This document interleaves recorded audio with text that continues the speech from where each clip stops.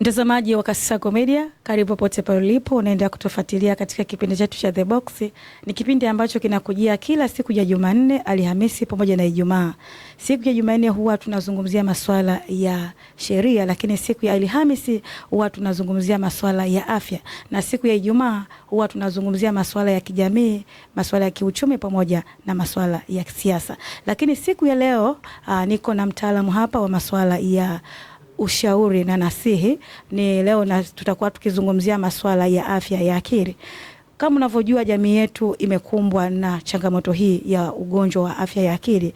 Tukaona sio vema tuweze kuwa na mtaalamu siku ya leo aweze kutufafanulia kwa nini jamii inakumbwa na gonjwa hili kwa sasa. Karibu sana mgeni wangu Frank, uweze kujitambulisha kwa watazamaji. Unafanya shughuli gani na kwa nini ilikupendeza uweze kuwa kwenye masuala haya ya kansela? Karibu sana. Asante sana. Kwa majina naitwa Frank Ernest Lukindo, ni afisa ushauri na unasihi kutoka Chuo Kikuu cha Dar es Salaam. Okay. Mimi nimependezwa sana na masuala ya kijamii sababu jamii yangu iliyotoka imekutana na matatizo mengi sana. Okay. Kwa hiyo mimi nilikuwa napenda niwe mmoja kati yao ambaye naweza nikatatua au nikaelekeza ndugu zangu, jamaa na marafiki kitu gani cha kufanya. Okay. Sawa. Na tukizungumzia jamii ni kubwa sana. Ni kubwa sana. Na inakutana na changamoto nyingi sana. Kwa hiyo kwa utashi na kibali cha Mungu alichonipa, nipo hapo ili kuwasaidia ndugu jamaa na marafiki. Asante sana. Kwa majina yangu ni Adela Thomas, tutakuwa mwanzo hadi mwisho wa kipindi hiki cha The Box. Mada yetu ya leo inasema kwa nini jamii ya sasa inakumbwa na changamoto hii ya ugonjwa wa afya ya akili. Kwa nini tuko kwenye jamii na unaona kwa nini jamii inakumbwa na changamoto ya afya ya akili kwa sasa? Karibu mtaalamu wetu wa masuala ya ushauri uweze kuwafafanulia watazamaji. Tumezungukwa na jamii ambayo inakumbwa na gonjwa hili. Karibu uweze kuwaelezea. Asante sana. Kabla sijaendelea, kuna kitu ningependa nikiweke vizuri. Kuna kitu kinaitwa afya ya akili na magonjwa ya akili. Okay. Hivyo ni vitu viwili tofauti. Lakini kwa sasa kidogo inakuwa haitumiki vizuri. Ndio. Tukizungumzia afya ya akili tunazungumzia ule ustawi wa kihisia. Sawa? Kiakili na kijamii. Ya kwamba wewe unaweza kufikiria vizuri. Kuleta utatuzi wa changamoto unazopitia. Sawa, unaweza kufanya kazi vizuri. Unaweza kucontrol wakati wa furaha, wakati wa huzuni. Sawa? Hiyo ndio tunaita afya ya akili. Okay. Lakini tukija magonjwa ya akili sasa ni hali ya kiafya inayosababishwa na mabadiliko ya kihisia, kiakili na kijamii. Okay. Ya kwamba mtu anakuwa uwezo wake wa kupata suluhu ya matatizo, uwezo wake wa kuchangamana, sawa, uwezo wake wa kukopu na mazingira ambayo ni huzuni au mazingira ya kusikitisha unakuwa hauko sawa. Sawa. Lakini pia katika magonjwa ya akili hatuwezi tukasema tu mtu anayepitia hivyo vitu nilivyosema ana magonjwa ya akili. Hapana. Hapo inakuwaje? Hapo ni magonjwa ya akili yanathibitishwa na daktari. Okay. Sawa. Daktari wao kwa kutumia vigezo vyao vya kidaktari ndio wanaothibitisha magonjwa ya akili. Okay. Sawa. Lakini pia magonjwa hayo yana stage. Sawa. Kutakuwa na stage ya awali. Okay. Sawa. Na huwa kunakuwa na stage ngapi? Stage kwenye magonjwa ya akili ni 5. Ni 5. Sawa. Ambapo ya kwanza tunasema ni hatua ya awali. Okay. Stress za kawaida hizi, labda umekosa usafiri. Sawa. Ni stress zile unapata. Okay. Sawa. Ile ni hatua ya awali ambayo wewe mwenyewe unaweza ukapambana nayo. Lakini kutakuwa na stage ya pili ambayo tunaita moderate. Ile ugonjwa, ile hatua ya awali sasa imeanza kujionesha katika kiwango ambacho ni kikubwa tofauti na mwanzo. Lakini kutakuwa na stage nyingine tunasema ni severe stage. Stage ambayo ule ugonjwa sasa tunasema utakuwa umechangamka. Sawa? Hiyo ndio inapelekea mtu mwingine kufikiria kujiua. Hiyo ndio hatua ya 3. Hiyo ndio hatua ya 3 na ndio hatua hatari. Okay. Sawa? Usipopata usaidizi. Lakini kuna hatua ya 4 tunasema urejeshaji. Okay. Sawa, au recover. Mtu tayari ameshapata hizo hatua za mwanzo, amepata ya kwanza, ya pili, ya tatu, lakini tunataka kumtoa katika ile hali ile sasa. Ndio tunaita recovery. Mnatumia njia gani kumtoa? Hapo sisi tunatumia njia tofauti kutokana na stage. Sawa? Tunaweza tukafanya talk therapy.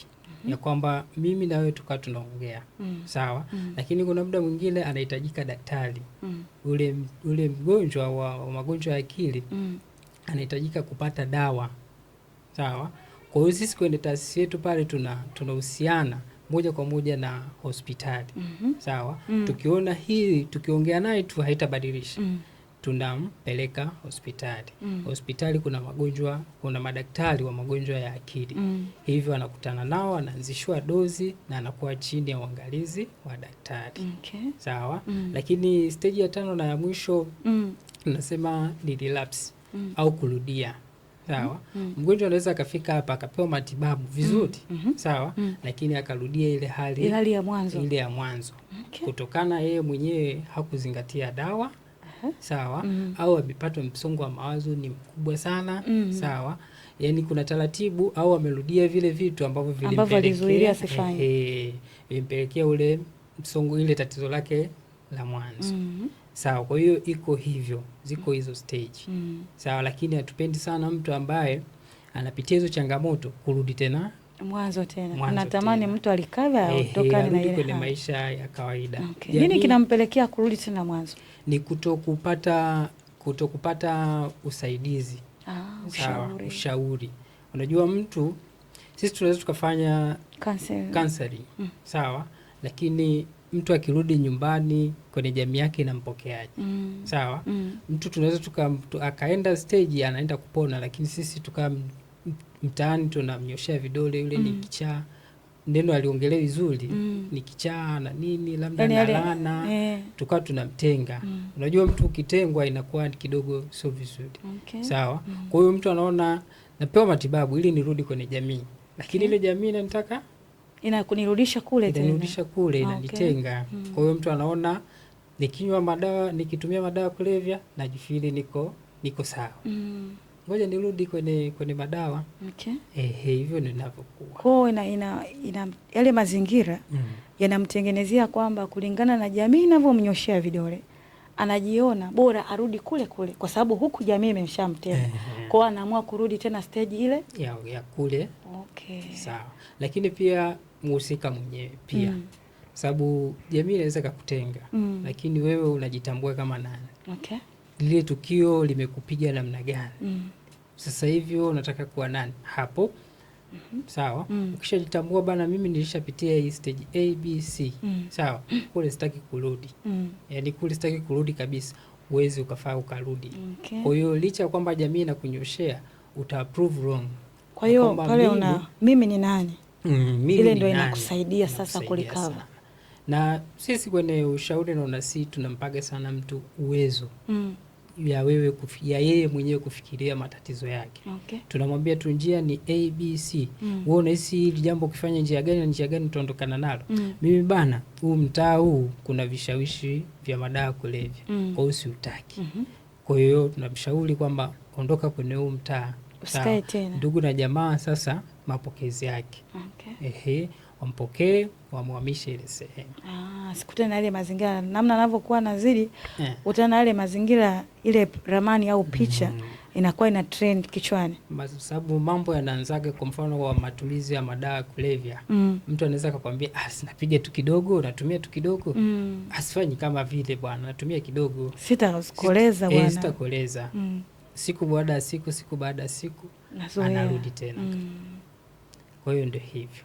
Lakini pia kuna mambo mengi sana yanayosababisha kupata hii afya ya akili. Kupata hayo magonjwa ya afya ya akili. Sawa?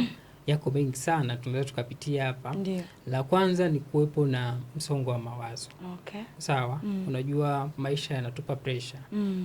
Kuna masuala ya masomo, kuna masuala ya kazi, sawa, ndoa, watoto, vitu vingi sana. Kwa hivyo vitu vyote vinakukumba wewe. Sawa? Usipoweza kuvidhibiti, ukawa unaviweka kichwani. Leo, kesho kutwa unaanza kupata hizo changamoto. Okay. Sawa. Lakini pia kuna kingine sasa hivi ni masuala ya mitandao ya kijamii. Sawa. Mitandao ya kijamii sasa hivi inatengeneza role model ambao hatuendani na uhalisia wao. Yes. Sawa. Mimi labda nimekuta mtu kwenye mtandao. Sawa. Nimetokewa kuvutiwa labda na lifestyle yake. Sijui discipline aliyotumia, nidhamu aliyotumia sijui, lakini nataka kuwa kama yeye. Kwa hiyo kesho kutwa mambo yasipokaa sawa, Unaanza kuchanganyikiwa. Sawa. Lakini huko kwenye mitandao kuna kitu anakiita cyberbullying. Okay. Yani unyanyasaji wa mitandaoni. Kama ushasikia kwamba kuna picha zimevujishwa za mtu, Yes. za utupu, vitu kama hivyo. Sawa.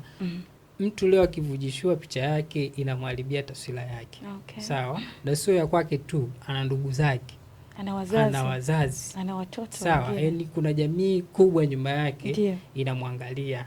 Lakini wewe leo eza labda kwa kugombana katika hayo mahusiano au nini, umeweka picha zake. Okay. Na hapa tunatoa sana msisitizo. Jamani, maswala ya chumbani ni maswala sensitive sana. Kuingia chumbani kupigana picha, sijui video, kikweli haijakaa vizuri. Okay. Kwamba tunapendana sana. Yeah. Kuna watu wengine mtaalamu hapa, mshauri. Kuna mtu mwingine huko na mahusiano, wewe unajua anakupenda vizuri, kumbe mwenzako ana namna kwa nini amekuja kwako. Kwa hiyo watu wengine wanachukuliwa video au picha pasipo kujua. Ndani ya heri na mpenzi wako mkubaliane kwamba bwana tujishuti, ile haileti athari sana. Sasa ile unashangaa unakuja kuzikuta picha zako mtandaoni, au anakwambia sasa picha zako ninazo. Sasa unajiuliza hizi picha zimefikaje? Na zile picha utashangaa anayekupigia simu sio yule uliyekuwa na mahusiano. Kuna kitu kinatengenezwa hapa katikati kwamba wewe kaa na hizi picha, halafu mpigie simu huyu mtu, mwambie picha zako ninazo na unipe kiasi fulani cha fedha, na wewe hauna. Ndio panapoanzia tatizo hapo. Lakini kwa sheria za makosa, hilo ni kosa la kimtandao. Okay. Sawa. Ambapo mtu akibainika atapata adhabu. Sawa. Lakini tubakie tu katika ule uhalisia. Kutokupigana picha. Kupendana kunatakiwa kuwa na mpaka. Okay. Sawa. Mmeenda faraga, picha za nini? Ndio. Picha za nini? Furahia moment. Endelea na mambo mengine. Ndio tunarudi pale pale, wewe hujapanga kupigwa picha yule mwanamume ulionaye au mwanamke, kumbe na kitu chake. Ndio maana nasema ukija kuchunguza jamii yetu sasa hivi, hivyo vitu wanakuaga wengine wameshiriki wote. Ndio. Yaani unaona ile mpigo wa video wako wote, yani ni kama hivi tulivyokaa hapa mimi na kuchukua hivi. Okay. Na huko tu fresh. Na refresh. Umeona? Baadaye tukija kuachana sasa. Ndio maana tunasema afya ya akili ni muda ambapo una control muda wa furaha na huzuni. Okay. Yaani ule muda wa furaha, ukijisi una furaha leo, sawa? Ukijisi bosi leo amekupa hela kubwa, sawa, ambao hujawahi kushika. Huo ni muda ambao akili yako inatakiwa itumike vizuri. Okay. Sababu usipotumia vizuri baada ya furaha, huzuni. Umejibu vizuri. Lakini kuna kitu chingine ambacho ni matumizi, tunasema uraibu. Okay. Sawa. Uraibu wa madawa ya kulevya. Matumizi ya pombe. Matumizi ya pombe yanaenda kuharibu homoni ya akili. Kuna homoni inaitwa dopamine na endorphins. Hiyo dopamine ni homoni inayokupa furaha. Okay. Sawa.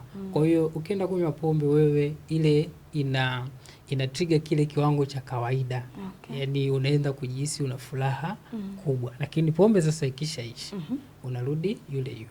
Lakini si unataka ile furaha, kwa utarudi tena kwa bwana pombe. Utatumia tena pombe, hadi itafika sasa stage huwezi kufanya kitu chochote bila ya pombe. Sawa. Lakini kwa vijana wenzangu wa sasa hivi kuna uraibu mwingine unaitwa kamari. Ndio. Sawa. Kamari inasababisha stress. Na nyinyi ni watu wa media, na hisi mlishaona kuna chuo fulani, kuna mwanafunzi alijiua. Sawa. Ule ni kamari. Sawa. Kamari tunatakiwa tuizingatie. Ndio. Sawa. Tuizingatie ili sikupe stress. Sawa. Tubakie katika mitazamo yetu, tusiwe na expectation kubwa sana. Sawa. Sababu unaposema unaweka ni steak au unasema mkeka. Sawa. Uhalisia wako wewe tayari ushajikita katika mazingira ya kuipata milioni 10. Sawa. Na ukuta wewe ile hela unaweka ni leo umelipwa mshahara. Inaenda inaondoka yote. Sawa. Kwa hiyo hapo ndo napoanza sasa matatizo hayo. Unaanza kuwa mimi hivi, namuona mzenu, mbona siku hizi kama eleweki, yani yale mambo yake ya kawaida hafanyi tena, anajitenga kazini haji, anaona shida. Anaona shida tayari, ashajua ameshafanya kosa. Okay. Sawa. Lakini pia kuna masuala ya mabadiliko ya kijamii na kiuchumi. Sawa. Uchumi tunajua uchumi unabadilika. Sawa. Uchumi unabadilika wa nchi na kama sio mtu mmoja pia. Yaani leo ulichozoea kukipata kesho unaweza usikipate. Unaweza kukosa. Kwa hiyo ile pale pia usipoitambua mapema itakupa changamoto ya magonjwa ya akili. Kwa namna hapo tuangalie namna kukabiliana na changamoto. Changamoto. Lakini pia katika maisha kuna kitu kikubwa labda sijakisema hapa. Tusiwe na matarajio makubwa sana ya maisha. Okay. Sawa. Ni vizuri kuwa na goals za baadaye ya kwamba unataka kuwa nani, unataka kufanikisha jambo gani. Sawa. Lakini yasizidi uhalisia. Okay. Sawa. Yana maisha haya ni lazima yafate step. Sawa. Usitoke tu leo katika pointi A ukasema utafika pointi D. No. Sawa. Utarudi tena kwenye point B. Okay. Yaani ukiruziruka hizi kuna siku utazirudi point B. Kwenye B tena. Yes, ulitoka A ukaruka D. Kuna siku utarudi hapa. Okay. Sawa. Ili mpango wa Mungu tena uanze, uwe na discipline. Sawa. Kwa hiyo tuepuke sana matarajio makubwa. Sawa. Yaani tuweke vipaumbele ya kwamba mimi ni nani, nataka kuwa nani, labda nataka kumiliki kitu fulani, lakini amini ya kwamba hivyo vitu ni mchakato. Okay. Sawa. Yaani haviwezi kuja, yaani haviwezi ukalala ukainuka ukiolela tu. Kuna process zake. Kuna process au kuna taratibu zake za kupata. Na kuhusu ulaji wa vyakula pia unaweza kupelekea afya ya ugonjwa wa akili? Ulaji wa vyakula unaweza kupelekea afya ya magonjwa ya akili. Kivipi hapo? Sawa. Tunahitaji, kuna makundi ya vyakula. Okay. Sawa. Na hayo makundi ya vyakula moja kwa moja yanahusiana na ubongo. Sawa. Kwa hiyo wewe kutokupata ile lishe. Sawa. Ndio maana kuna watoto wetu kwa kikua tunaambia mpe lishe fulani au ana matatizo fulani, alikosa lishe hiyo, ilikuwa lishe duni. Sawa. Kwa hiyo kuna vyakula ambavyo vinagusa moja kwa moja ubongo. Kwa hiyo mtu akivikosa vile, sawa, inaleta shida. Lakini kwa kwetu sisi kwenye jamii yetu ya Kiafrika Mungu ametujalia. Sawa. Kidogo hilo inakuwa sio pointi sana. Yani sio pointi sana. Mungu anatubariki kwa namna. Na matumizi ya madawa kiholela yanaweza kupelekea kupata afya ugonjwa wa akili? Madawa kiholela inategemea na madawa gani, sababu madawa yana impact tofauti. Ni swala la kidaktari sana hilo. Sawa. Lakini unatumia madawa gani? Inategemea na madawa gani unatumia. Unaweza ukawa unatumia madawa ukiwa tu labda unahisi maumivu.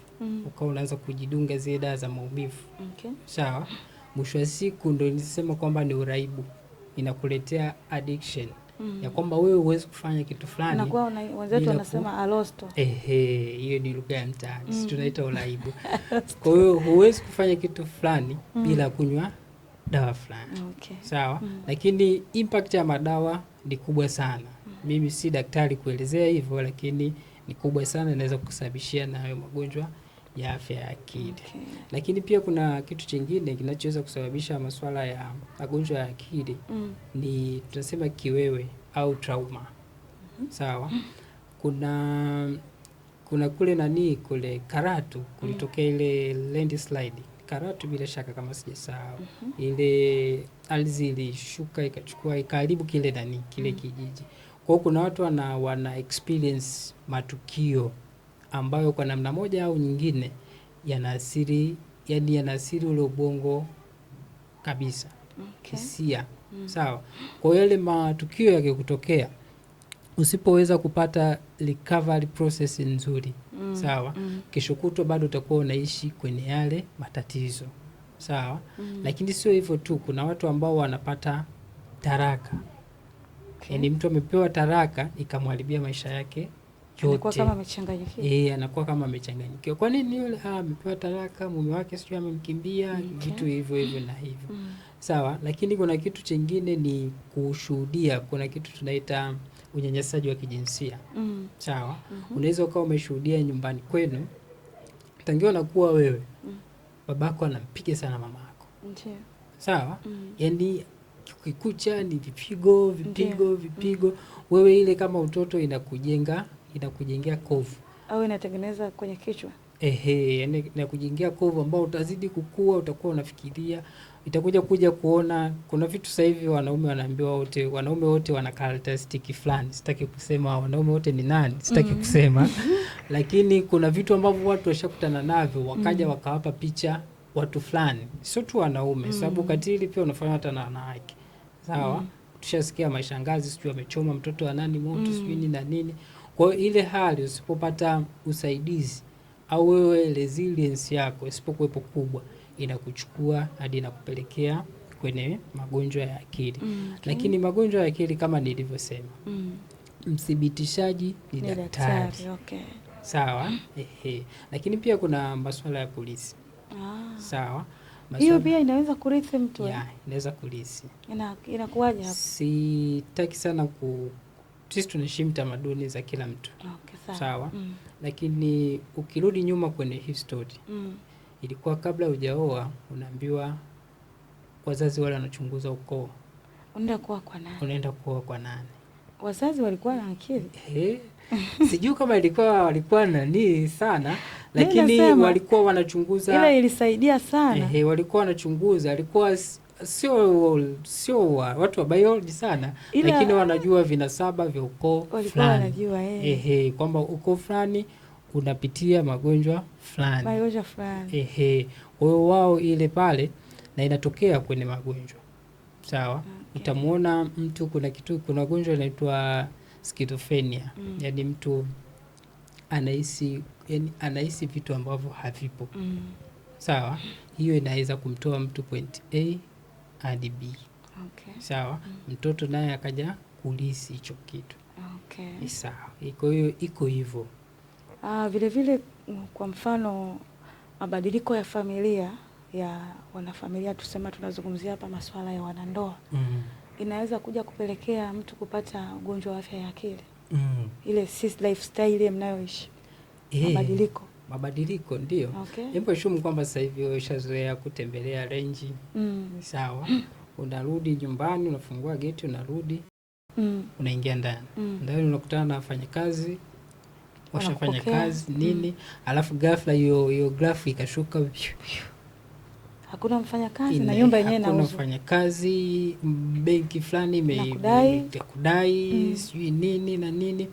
Sawa? Ile inakujengea usipokuwepo na utimamu wa akili. Sawa? Msipoweza kukopa na ile jamii, sababu jamii itakupoint finger. Wale walikuwa hivi. Unajua mwana saikolojia. Unajua kuna maisha fulani ukiishi, unaona yani wewe mbingu umeibeba. Hayo tusikatae kwa kweli. Yapo maisha namna hiyo. Unaona kabisa yani wewe maisha dunia yote ipo kiganjani. Sasa ghafla mwisho wa siku yale maisha yatoweke pap. Hivi kweli mshauri kweli kulikava hivyo ni rahisi hivyo kweli? Inasababisha. Na ukija kufuatilia kwa mfano mtaa mimi natoka nyumbani na vijana kama 5-6 yani ni ile mzazi amestaafu.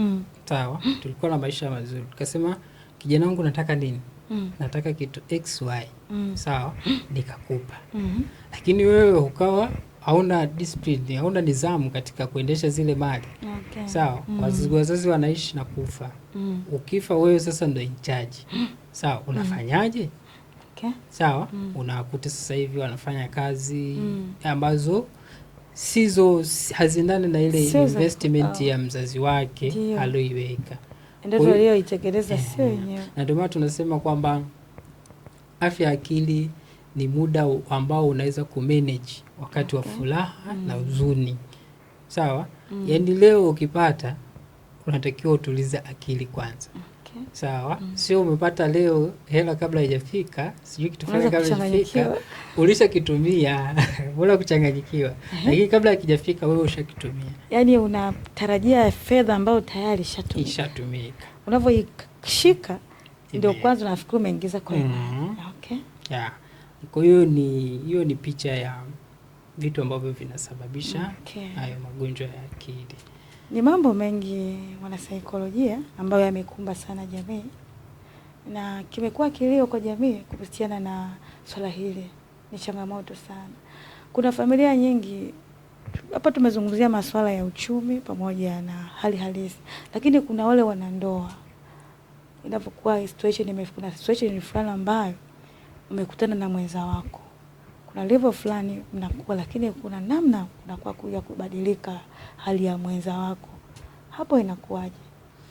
Hapo kama tulivyosema awali, sawa, hapo unajua wanasemaga kipato leta majivuno. Okay. Sawa. Kwa hiyo inategemea wewe pia uliishiji na watu. Okay. Sawa. Sio kwamba wewe ndio ulipopata wewe ndio kawa wewe ni malaika. Falling angel. Sawa. Kwa hiyo ukipata ukiwa katika huo wakati wa kipato ndio wakati unatakiwa kuongeza discipline. Okay. Sawa. Kwa hiyo unataka uniambie mwanasheria ukiwa una uwezo kumlazi afisa ushauri na mwanasheria kumlazi. Sajua nimezoea kipindi cha sheria, kwa hiyo sorry.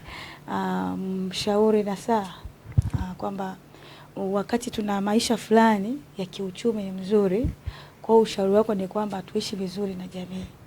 Tuishi vizuri na jamii, lakini pia sisi tuwe na mipango ambayo iko wazi. Okay. Sawa.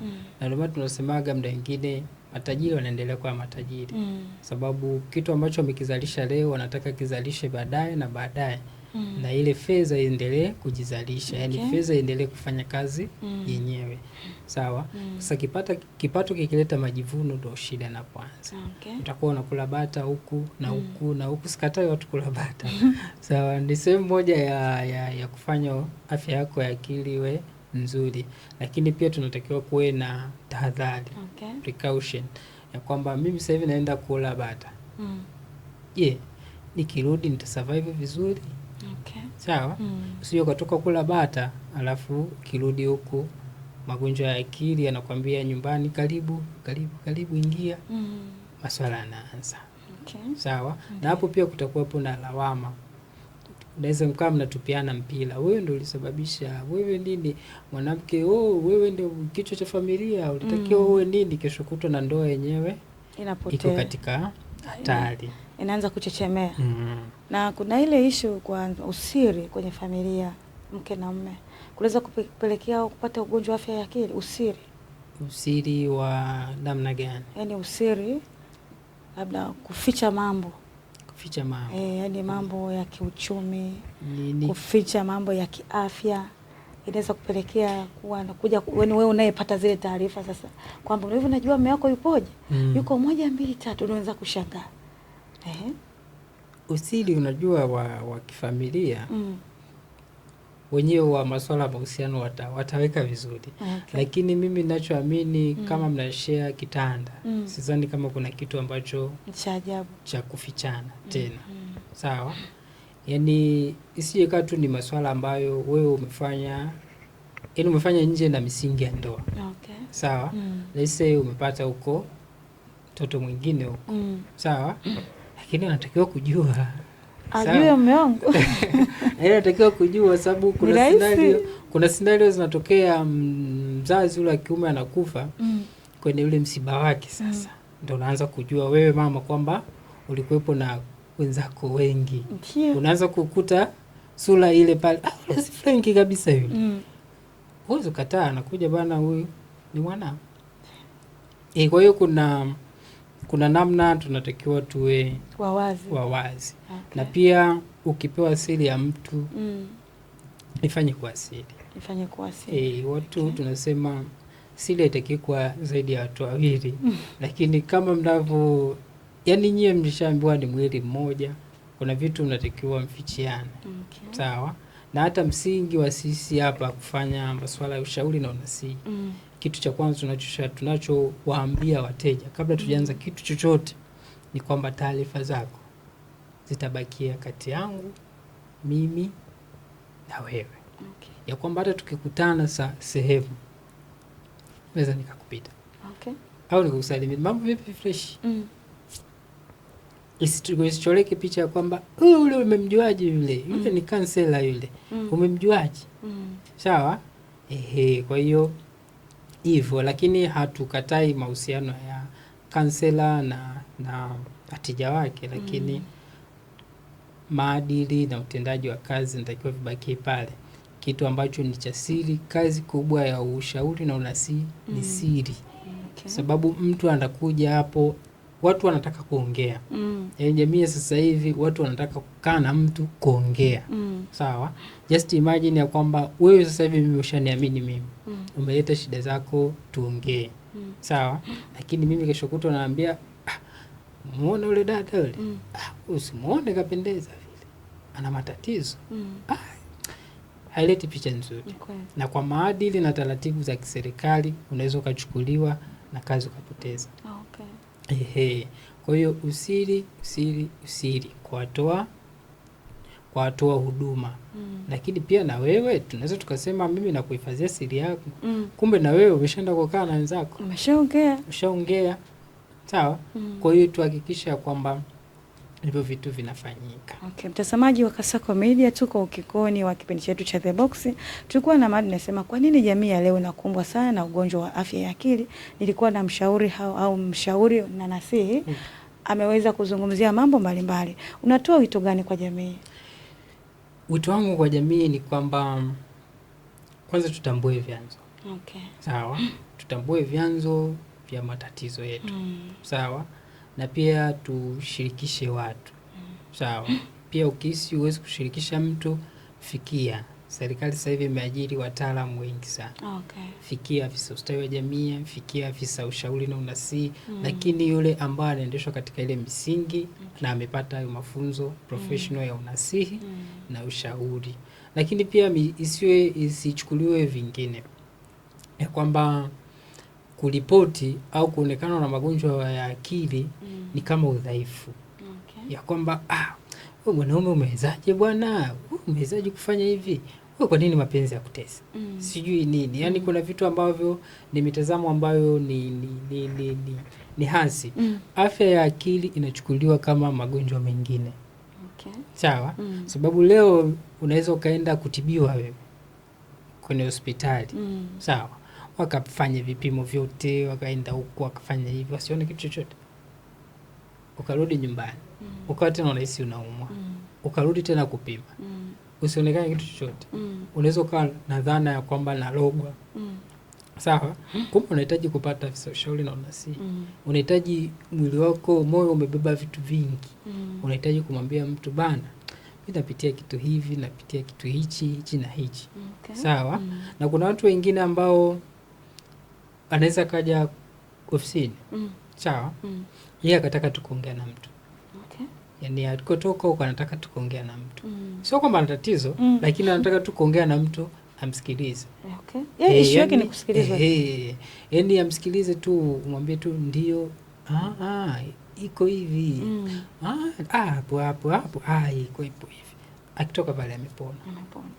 Utatembea na paracetamol, utatembea sio na nini, lakini hautapona. Kwa hiyo tuchukulie dhana ya afya ya akili na magonjwa kama magonjwa mengine. Sawa? Na pia tukishachukulia hivyo tutayapa uzito. Okay. Sawa? Tutayapa uzito sababu ni kitu ambacho watu wengi tunashindwa kukubaliana. Mapokeo. Mapokeo yanakuwapo ni tofauti. Kwa hiyo tuchukulie magonjwa ya afya ya akili kama magonjwa mengine. Tuwatumie wataalamu wetu. Okay. Sawa? Wa ushauri na unasihi. Na pia tuendelee kutoa elimu katika jamii. Okay. Sawa? Elimu inahitajika sana kwenye jamii ili kuwafanya watu wabadilishe mitazamo. Sawa? Mtazamo wako wa kusema ile labda ni laana. Sawa? Au kwenda na kumwona afisa ushauri na unasi ni udhaifu. No. Tubadilishe mitazamo ya kwamba kuna muda unahitaji kuongea na mtu. Sawa? Kuna muda wewe akili yako imechoka. Sawa? Unahitaji tu mtu mwingine akwambie bana hichi kitu ulichokuwa unakifanya hivi ni sahihi. Sawa? Au kitu hicho unachokifanya unaonaje ukifanya hivi? Mtu ukifanya hivi itakuwa vizuri. Sawa? Lakini pia tusisubirie kama vile nilivyosema kila kitu kina stage. Okay. Sawa? Tusisubirie sana ile magonjwa ya akili yakafika katika stage ambayo inakuwa ni severe. Okay. And stage ambayo utafika hakuna point ya kurudi. Sawa? Au itahitaji uangalizi wa hali ya juu. Sawa? Kwa pale unapohisi ya kwamba mimi nilikuwa nafanya hivi, mimi nashindwa sasa hivi control furaha yangu, mimi nikishikwa na huzuni, mimi najitenga. Sawa? Mimi sasa hivi naanza kuhisi naongea na watu siwaoni. Sawa? Fika kwa mshauri. Sawa? Lakini pia naamini hospitali kuna wataalamu wa magonjwa ya akili. Sawa? Kwa hiyo kama hapo mtaani kwako au sehemu uliokuwepo hakuna watu ambao, hakuna maafisa ushauri na unasihi, lakini naamini wapo. Sawa? Fika hospitali, muone daktari, lakini pia unaweza ukanifikia. Sisi wote ni Watanzania. Sawa? Unaweza ukanifikia kaongea. Okay. Watajie namba ya mawasiliano ili waweze kupata msaada. Namba yangu ni 0622569189. Tena 0622569189. na mnapatikana wapi? Mimi napatikana Ubungo. Okay. Chuo Kikuu cha Dar es Salaam pale, nipo pale. Okay. Majina yako tafadhali? Majina yangu ni Frankie Ernest Lukindo. Okay. Mtazamaji wa Kasako Media, na hii ndio tamati ya kipindi chetu cha The Box. Nilikuwa na mtaalamu wa masuala ya ushauri na umeweza kufahamu mambo mbalimbali kwa nini jamii yetu kwa sasa inakumbwa na ugonjwa huu wa afya ya akili. Jamii hapo ulipo kwenye eneo lako unaweza kukuta hivi vitu ambavyo vimezungumzwa hapa unavikuta kwenye jamii yako. Wakati mwingine tena tukutane uweze kufahamu mambo mbalimbali. Ulikuwa nami Adela Thomas. Kwa heri.